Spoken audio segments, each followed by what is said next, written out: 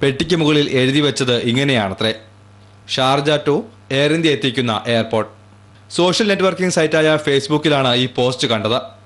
Gulf നാടുകളിലെ മലയാളികൾ social networking സൈറ്റുകളിലൂടെ air ഇന്ത്യക്കെതിരെ കനത്ത പ്രതിഷേധമാണ് ഇപ്പോൾ ഉയർത്തുന്നത്. അമ്മേ, ഞാൻ നാട്ടിലേക്ക് വരുന്നത് എയർ ഇന്ത്യയിലാണ്. മുൻകരുതൽ എന്ന നിലയിൽ ഒരു വക്കീലിനെയോ 2 ജാമ്യക്കാരെയോ കൊണ്ടുവരിക എന്നാണ് ഒരു പോസ്റ്റ്. മറ്റു ചില പ്രതിഷേധങ്ങൾ ഇതാ.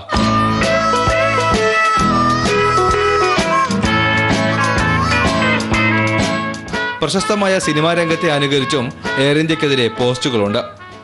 സൗദിയിലെ ഷറഫിയയിൽ താമസിക്കുന്ന ഒരു സംഘം യുവാക്കൾ എയർ ഇന്ത്യക്കെതിരെയുള്ള ഗാനവുമായാണ് രംഗത്തെത്തിയിരിക്കുന്നത്.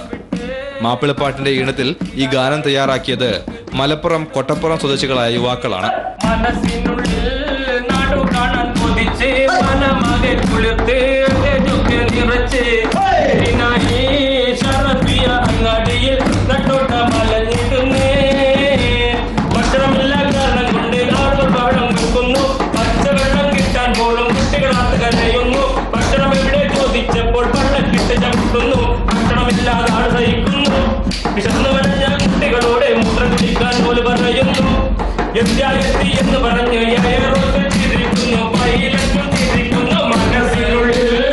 പോരുന്നോ, ഷവർമ വാങ്ങിത്തന്ന് എയർ ഇന്ത്യയിൽ കയറ്റിവിടാമെന്നാണത്രേ ഇപ്പോൾ വിരോധമുള്ളവരോട് പറയുന്നത്.